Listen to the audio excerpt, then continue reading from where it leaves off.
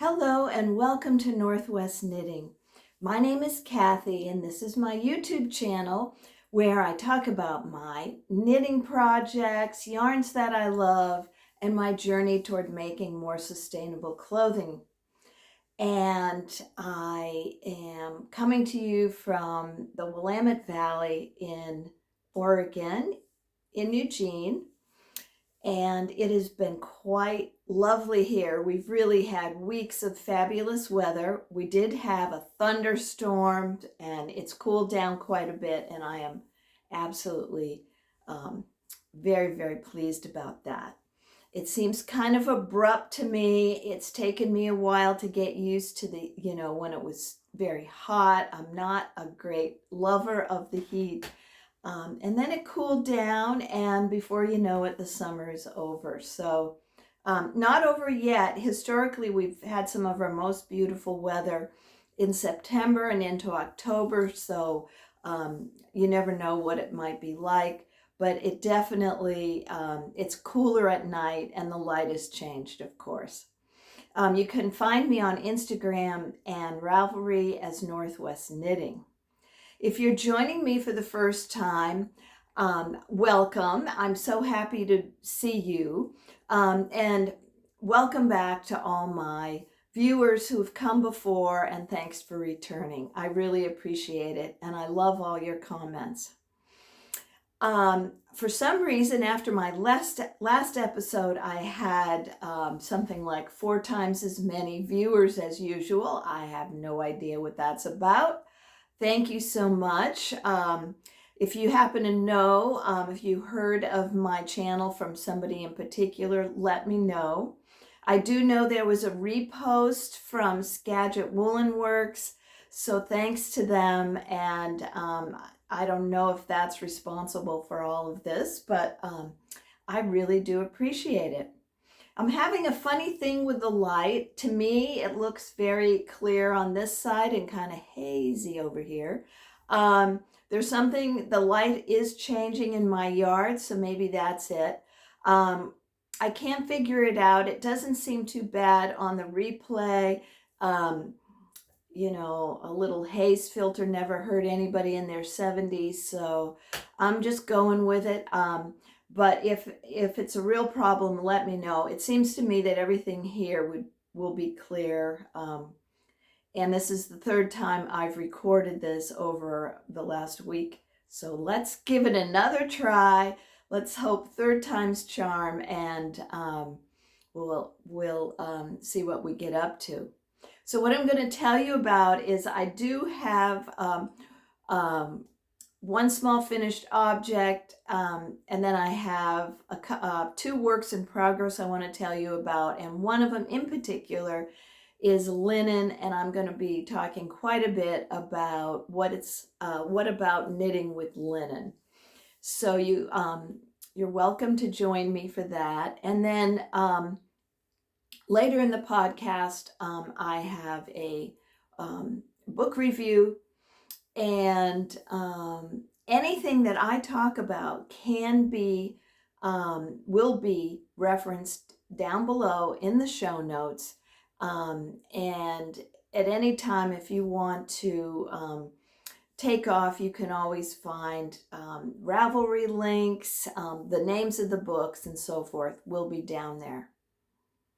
Okay, so let me get started. I'm trying to think. It's been a little quieter in terms of the fiber activities.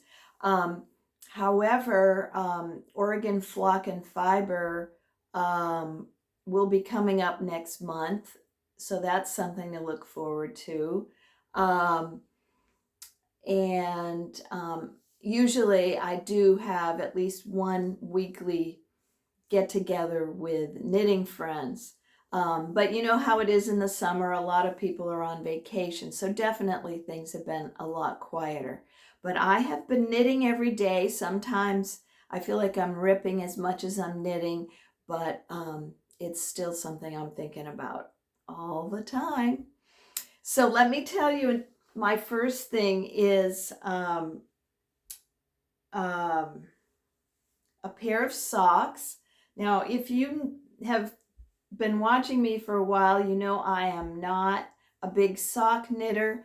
I have a hard time knitting on the very small needles, especially once we're getting into, like, 30 stitches to the inch. It's just not my favorite place to be knitting.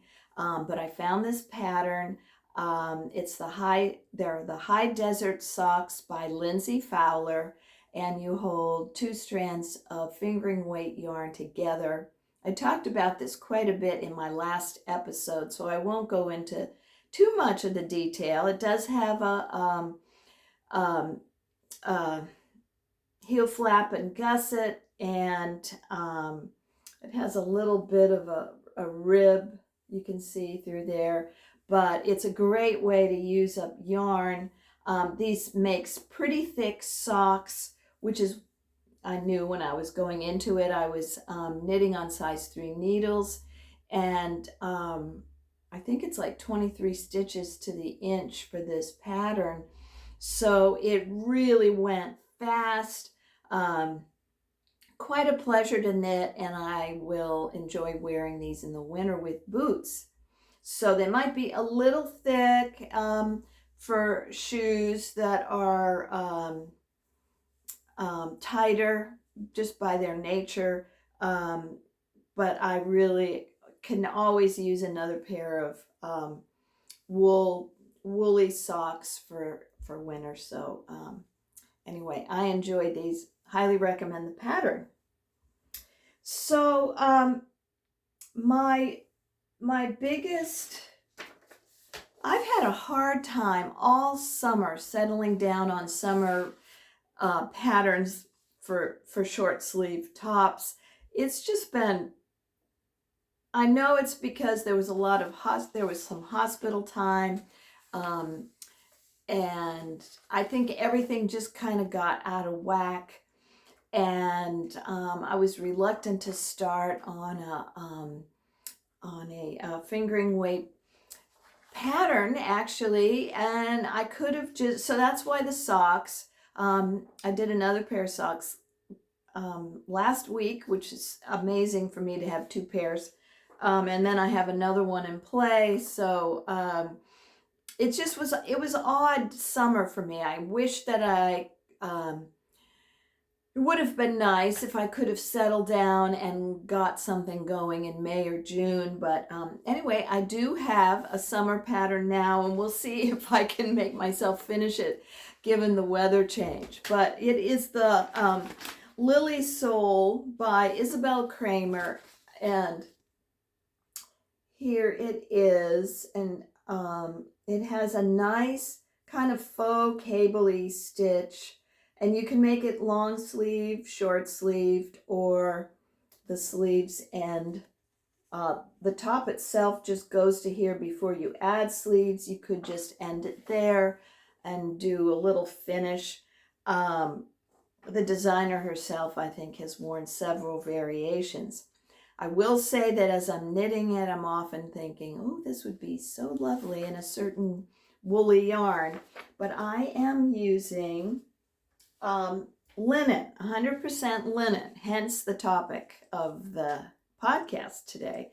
And this is Antigone, and it is, I bought it from Making Stories, which is I think they're based in Germany. They have a magazine, which sadly, I think they're coming out with their last issue. And this is, it says made in Normandy, so in France without pesticides. And I do love that color, which is Pensee, Pensee. And blue thoughts, perhaps. Anyway, I do love this color very, very much. And it is, they called it a sport weight. To me, it feels pretty much like fingering, but I am always disagreeing with how they've marked the yarn, and I just don't know. So you have to try it out for yourself and see what you think. But so I have gotten, oh, gosh darn it, I had this on I had this on a barber cord. And the reason that is particularly important with this is that the yarn, let me see if I can do it real fast and I'll talk to you about the yarn. This yarn, and I think this would be true of any 100% linen, is inclined to slip off the needles. I am using, I tried using my metal Chiagos, and it just, it slides off so easily. Even with the bamboo, it really does slide. And so I would say one thing, I've had to be very, very careful to when I put it down, to have it in a way or use the little stoppers, because it is very, very slippery. And the other thing about that is, the other thing is that it also makes it so that when you weave in the ends, you know, with wool, I don't think you, most of the time, if you're using woolly wool, you don't have to worry too much about weaving in the ends. I mean, you want to be careful, you don't want to be thoughtless, but they're going to stay, and as time passes, it might even become more and more almost a little felted. But certainly the linen will not do that, and I'm going to be very careful about weaving in the ends on this. Okay, I'm almost done. And the Antigone is plied, and I am pretty sure, I just looked up their description again, and I am pretty sure they said 10 plies. I can easily see 5, so it may be that each one of those 5 is plied. So it is a very, it has a lot of plies to it. Okay, and I'm hoping this will work here. Okay, and so I'll show you the, this is the edge, and this is what happens to the, it really, somebody said it was splitty, and I was like, yeah, it is indeed very splitty. It hasn't been a problem with knitting, and I will say that one of the biggest fears about linen is that it'll hurt your hands, and I do not find that with this yarn. It is really not bothering my hands just by, you know, when I'm on the straightaway. But look, see that? So when I weave in the ends of this is one strand. This is one strand. I will be taking several of these plies and dividing them up and going this way and that way, because I am concerned about them coming out. I have, this is only my second 100% linen project. I did a tank top for my daughter once using Quince & Co. Sparrow, a fingering weight, 100% linen, and I really found it challenging, and I found weaving in the ends to be, I had some issue where I think I trimmed one too short or something. I had a lot of anxiety about that tank top falling apart, but my daughter reports it is still fine. So, so anyway, let me show you what this looks like. And I'm going to even get a little closer here. So you can see that little, this is a little daisy stitch, and I really like how it comes to, how this neck is, and then you pick up stitches, and she has a not a very big neck trim. But I think it'll be nice. Now, one of the things with this daisy stitch, it's really easy. Once you get in the round, you only do the daisy stitch maybe like on the every fourth row. So 3 rows you're mostly knitting. There's some pearls in there, but it's a really nice pattern. Now the problem I have with linen is that because it's so slippery and it doesn't have some of the qualities of wool, my tension just, I have to really put the blinders on, because if I spend too much time looking at my tension, I just go crazy. So to me, you probably can't appreciate why it's driving me crazy, but when you get really up close, you know, I just see some spaces where it's just like that. Why is that big wide stitch there? And then I try and tighten it up, and then I could spend all my time tightening up and trying to make it perfect. And so I just have to look the other way. So I think having an being open to just the quality of linen, it's not going to be, you know, just the smoothest thing you ever worked on. If you used linen in a blend, I think you get a very different thing. Now, you know, here's the newest sport, and it only has about, I think, 15% linen, and it's just smooth as can be. And you know, I've had some others. I really enjoyed the Milo yarn by Manos de Uruguay, and that's like 60% wool, 40% linen. It's just, I'm pretty sure that's the breakdown. It's got a lot more linen in it, but it's still just an absolute joy and comes out super smooth. If you're working with 100% linen, you're not going to have that smoothness, but it's also part of the joy of linen. Okay. Linen's just not going to be everybody's cup of tea, however you look at it, even though I love woven fabric, the linen woven fabric. I have, especially maybe I have a couple pairs of the cropped linen pants for summer. It's just pretty much all I'd like to wear in the summer. I really enjoy it. I think I have a linen skirt. It feels great in the heat. To me, it's just one of the best.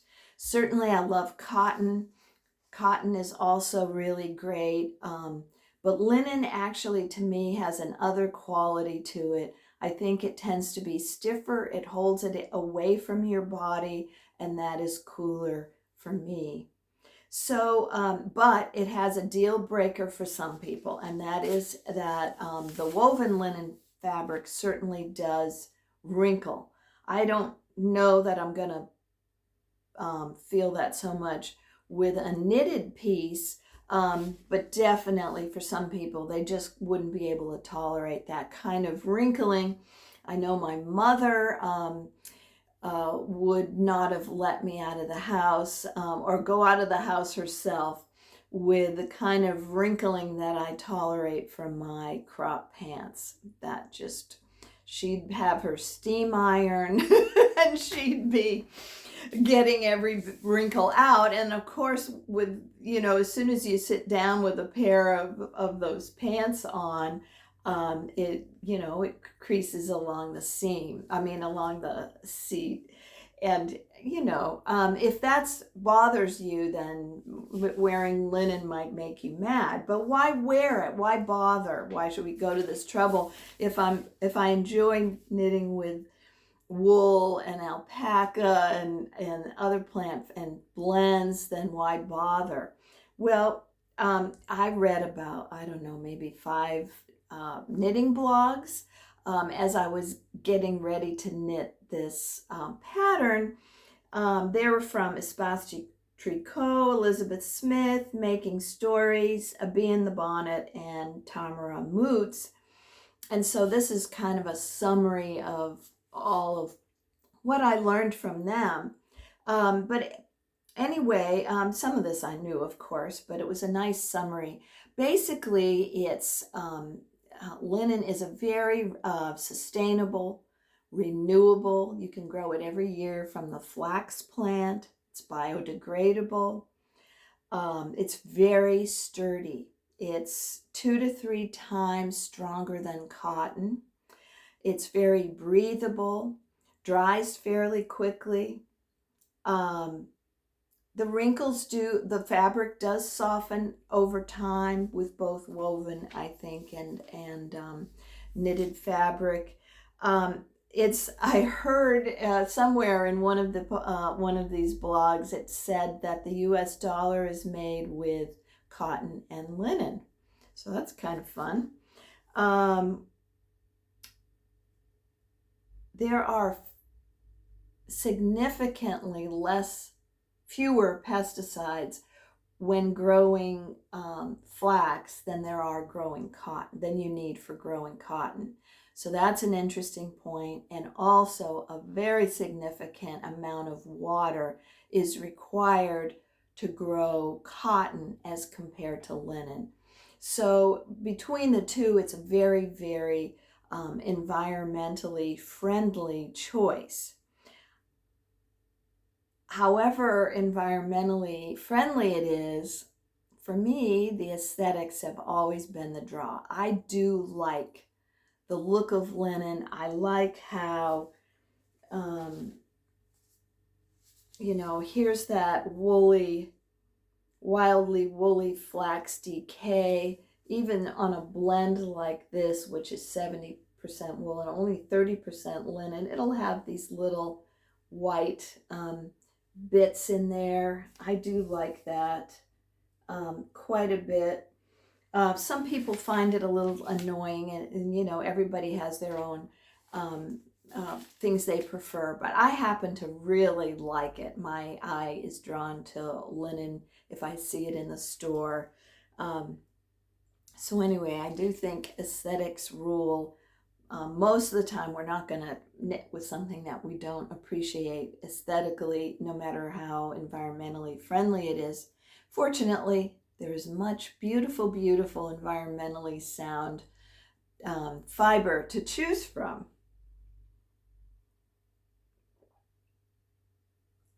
I would definitely not omit swatching, personally. Just because you might be surprised at what the texture is. I have found, now see this right here. Here's one, it has the band on it. And if I take this band off, it will just be all over the place. So I have a friend who uses an old pair of nylons or an old sock. For this right now, I'm using my pretty bowl that I got as a gift from, I think my son and his wife gave me this lovely piece. I don't use it for everything. And, obviously sometimes I'm using balls that don't require this, but this is really working nicely for me to keep it in here. So I do recommend, you probably will find that you need to contain it in some way. Let's see, I think, okay, now a couple of things. I did not find it stretching when I did my swatch, but I have heard from others that it can stretch over time. I have used Hempathy, which has a lot of hemp and cotton in it, and viscose, and that has stretched quite a bit. So I am probably not going to make this, I will probably make it just as long as it feels good and not longer. Does that make sense? I'm just not gonna, I'm gonna be not making it too long because I do like tunicky things sometimes, but I think I'll expect a little bit of growth with this. Also, thinking about what I have to say that I'm no expert on linen, so I'm just telling you what I've picked up and experienced here. But I do think that some kind of pattern that um, would benefit for drapey yarn, I think this would be a really good choice.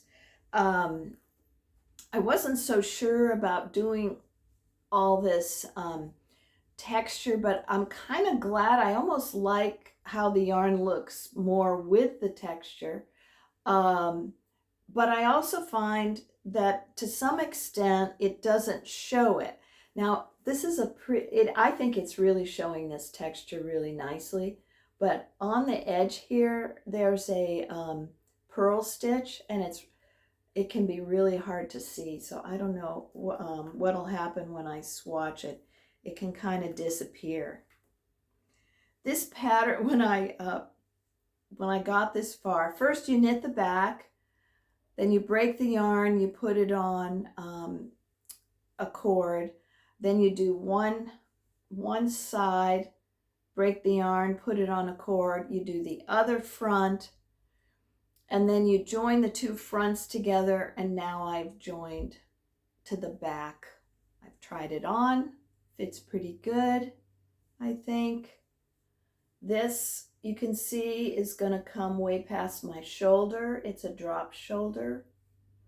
I'm pretty happy with that. There were short rows in the back, so you can see there's a nice significant difference. I was a little worried about it being too low, but I think it's going to be okay as long as I'm up there. And so where I am now, I am thinking of stopping. I'm on the body. I'm thinking of pausing, and I'm thinking of doing doing the sleeves first, just to see how it fits and how long I want to make it. And then I am thinking of picking up this just to make sure everything's fabulous before I continue onward. So this design does go all the way to the bottom of the sweater. It is not on the back. The back is all stockinette. So it's a gray pattern, and I do think it would be tempting to make in wool. So I'm knitting this on size 3 needles. The gauge is 24 stitches for every 4 inches, so 6 stitches to the inch. And that's about usually that's about as low as I feel like going, but let's see. And I'm doing size 2. She's got it sized fairly wide. The lowest bust circumference of the finished garment is going to be 40 inches. I'm picking size 2, which is 44. That should be big enough that I wouldn't need to add stitches for my hips, but and normally that would be a little bit much up here, but I think it'll be I think with the dropped shoulder, it'll be fine. That actually has worked out well for me in the past. So, but you can shorten and lengthen the sleeves, the body. So there's a lot of flexibility here. She has, Isabel Kraemer has lots and lots of test knitters. So there's plenty to look at even before it's out for very long, but it's been out for a little bit.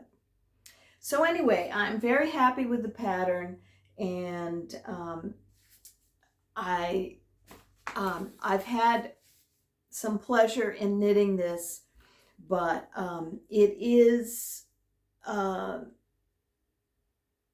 I have to really just get into sort of an acceptance mode in terms of how the tension is. I just feel it's just not a place to be a perfectionist, I think. So I'd love to hear your thoughts. And I think, I'm sure it might not be the last 100% linen that I knit, but the blends are very appealing. So we'll see what I find in the future. I know that Sonder Yarn has a new line out. It's a yarn out, and I believe it is, I think it's Blueface Leicester and linen, and it does have a lot of linen. I think maybe 30%, something like that, and I would love to get my hands on it.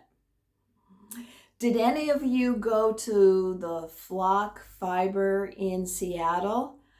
Unfortunately, I heard about it way too late, and it's really not that far away from me. So I was really getting, I was kind of thinking, Kathy, you should have gone. And there were some things that I ended up doing that would have been hard to do both, but gosh, it looked like so much fun, and I wish I had gone up there. And I think Sonder Yarn was there, and it would have been a chance to get a hold of some of their yarn.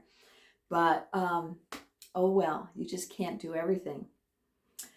So I do have another whip, and I have a book that I thought I had shown you, but I've gone through all my back episodes and I can't see any reference to it, so I guess I will show it to you now.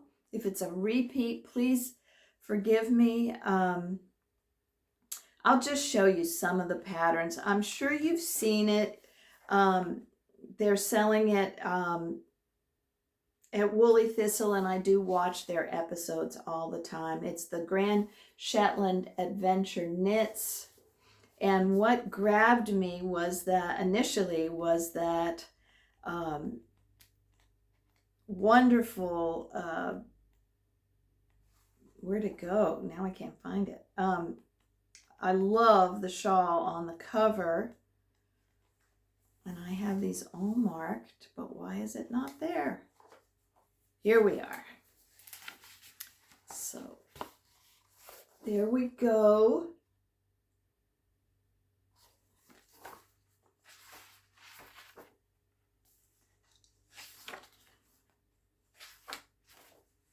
It's the Verdeck shawl, and I got to see at Black Sheep Gathering at Tumalo Fiber booth. They had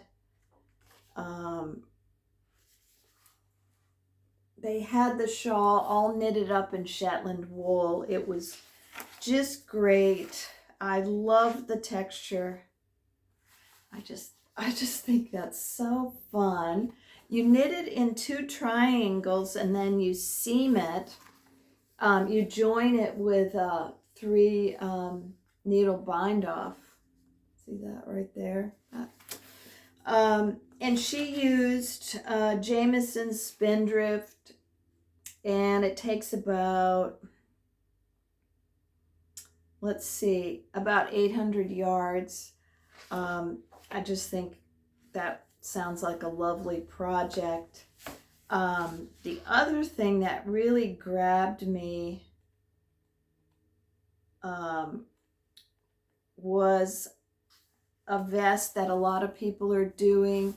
Okay, the shawl was by Gudrun Johnson. This one is a vest by Mary Jane Mucklestone. There she is wearing it. And this is a, she did it in sport weight yarn, and but the gauge is 28 stitches to an inch for me with Shetland yarn that I could get that with fingering. So I have thought about doing it, Okay, here, see this picture? Is that? I just love that. I think that is really nifty. So it is steeked. I have thought about doing that one with the famous 80 colorway 81 of Jameson and Smith. This is a cone. And I've thought about doing some, I think it would be nice with lighter colors. I think if you won't see the contrast if the colors aren't lighter, so I've thought about possibly these three. I was hoping to do, and I'm signed up for the woolly thistle sweater knit along, and I think an all over colorwork vest also is eligible. But a lot of my, I have lots and lots. I don't know if you can see it. It's over there somewhere. Maybe right over there. There. I have a lot of Shetland wool. Some of it, though, is from Elemental Effects, which I did not buy at Woolly Thistle. So I have the comb, but not these. So I don't know. I'm still debating. I have other ideas for that. I also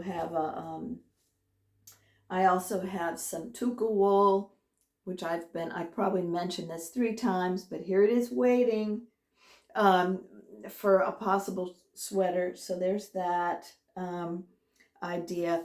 So anyway, the vest is something I'm really excited about, but what I've actually cast on is the Peerie Shop Cardi. That's the yoke. I love these liner books, but they're missing one of the pictures for this cardi, and there's a better picture on Ravelry of the front in color, and also they have a kit on from Woolly Thistle for this pattern, and they have a good picture. But anyway, that's what the cardigan is. So the cardigan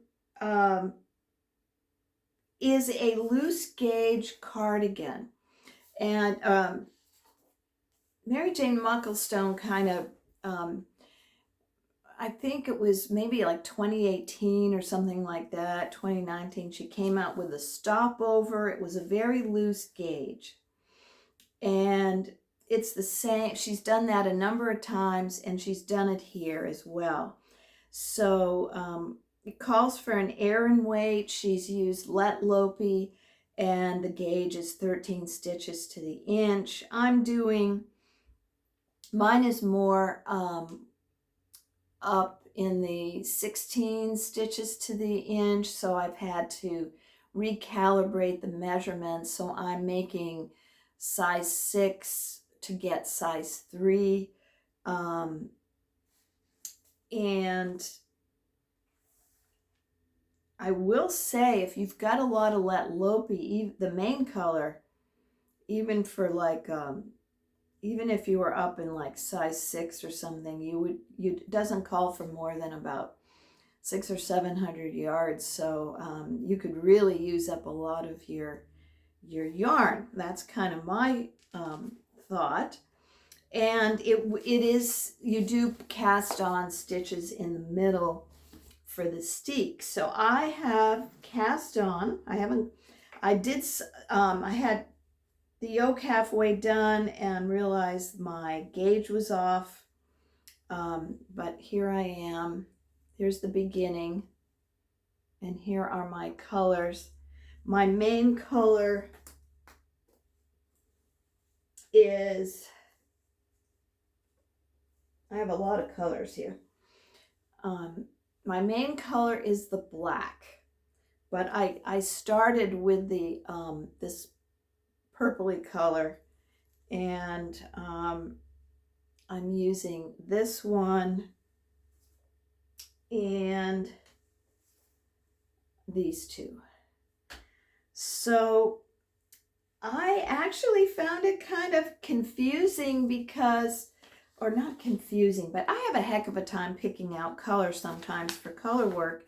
And what it took me a while to realize is that she had used in her yoke some really dark colors that are very close. They're all very low contrast and they're right up against each other. So unless you're really looking, and that's why I was worried, that's why I was looking around for a close-up picture of the yoke, is I was having a hard time figuring out what she had done. So anyway, I did finally, I'm pretty happy with these colors, and I'm gonna hide this right here. But I always copy, even if I have the book, I copy it out and write on it and so forth. And I was having a hard time keeping track of the colors because two of these are very close, you can see, especially late at night. So I got a piece of clear wrapping tape and I put it down and I hole punched on here so that I could see what, just at a glance, what my colors were and not lose track. And now I'm going along pretty well. So there is a steek in the middle. Now I am making a major modification here in that I am not going to do sleeves. So once I get to the yoke, I'm going to stop. I'm not going to do the sleeves beyond when I do the separating for sleeves. I'm just going to pick up and make a small little edging ribbed, and then I'm going to add more inches on the bottom to make it, I'm hoping, maybe the middle of my thigh, and I will finally have my vest, my tunic length vest that I've been wanting. So anyway, I think these colors would be great for me in the winter. They'll go with everything, and then most of it will be black. So I tried this on earlier because I was looking like, is this big enough? But it is, and it'll be steeked. And then I'm not sure what, I haven't decided yet. I might do I might just do this purpley color for the button placket. But you know, it is an absolute joy to go from my size 3 needles and linen to this, which is so forgiving. And it's the same me knitting it. I'm not more careful with this than I am with the linen, but it just all the Lettlopi just falls into place nicely as it should, and it just goes along so fast. So I think, boy, maybe another evening or two, and I'll finish the yoke up. So that's the fun part, and then I'll be on the straightaway again. But anyway, so I do have a woolly thing in the works, and I'm really happy to have it balanced off with my linen. Now I just have to stay disciplined and keep working on my linen shirt and not abandon it with rain coming and cool weather. Okay, oh, I almost forgot that I do have a giveaway of the Skagit Woolen Works Fur Oak Sock yarn, and I've done a random pick, and the winner is Mongrain 8934, and congratulations. And if you would send me a personal message on Ravelry, I'm assuming you're on there, let me know if that's a problem, but Ravelry or Instagram, and send me your address and I will get this in the mail to you. Okay, what else can I tell you? Do I have anything else? I think that is pretty much it for the knitting today. I do have a book. You know, I just love to talk. And I'm going to tell you about this book, but I'll tell you the title, and you can just, if I'm going on too long, please feel free to just say goodbye until next time. And I'm definitely not trying to do spoilers. But if I'm telling you too much about myself, then maybe you might want to just stop now and stick to the knitting. But if you're interested in a book recommendation, I recently got a copy at a used bookstore of The Women by Kristan. Now, this book is very popular right now. It's been on the New York Times bestseller list for 6 months or something. Is that right? I think so. And I had heard from some other people that I should pick it up. And I'm always, I don't like having big, heavy hardbacks, and I do like to share my books. So even though Kindle is perfectly fine sometimes, I was really happy to find this book for $8 because I would pay more than that for a new paperback. So yay on that one.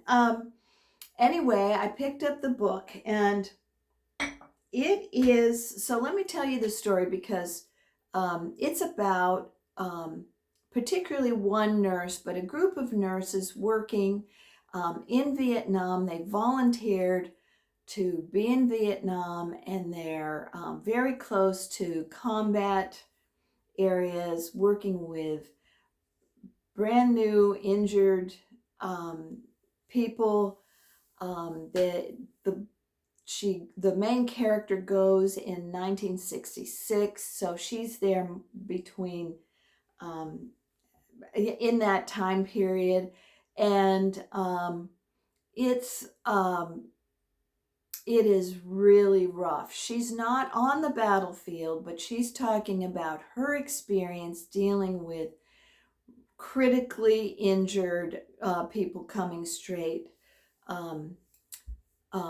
from fighting it.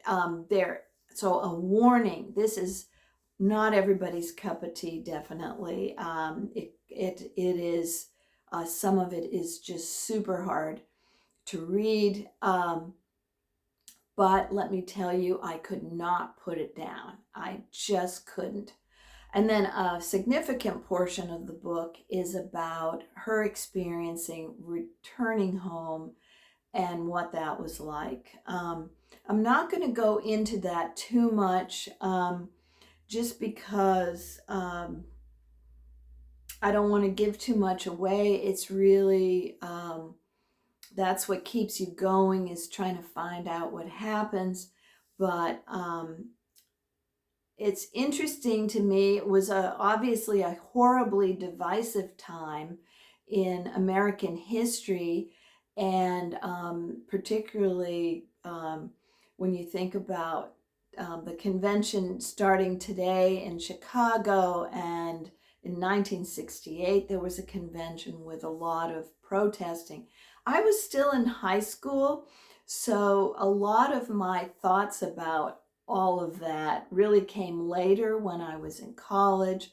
So actually by then a lot of it was starting to change. Opinions were changing. A lot had changed. 66, when she was there, it was much earlier. So anyway, it's always interesting to read about something historical at a time when you yourself were alive, but maybe not paying attention the way you would as an adult. And I just found it fascinating. I also just can't get over the sacrifices that people made and do make, and it really tells you a lot about what humans are capable of. And anyway, it might be the book for you. And if you know anybody who's been through that experience, it might be painful. So anyway, I just, as a warning, but lots and lots of people are reading this book. I will say I read The Nightingale by Kristan Hannah. Also, I enjoyed that very much. I felt like, in some ways, in terms of writing, in just terms of literature, the book was, I don't know. To me, I enjoyed some of the beginning part as the writing went on a little more than towards the end. I don't know if anybody would, but I'll tell you what, I could never put it down. And I zoomed through it. It's a pretty thick book too. So anyway, that is that book. So see what you think, if it's something you're up for. Okay, I'm going to wrap this up. Basically, all is well with me. I hope you are doing well, and that you're enjoying the end of the summer, if it's summer for you. There's so much fun knitting out there to be doing. I think of so many things, and I think that's why it's hard for me to settle down and pick a project. I just have so many ideas. So I'm sure I'll have more ideas the next time I see you. So I'll stop for now. Take care of yourselves, and happy knitting.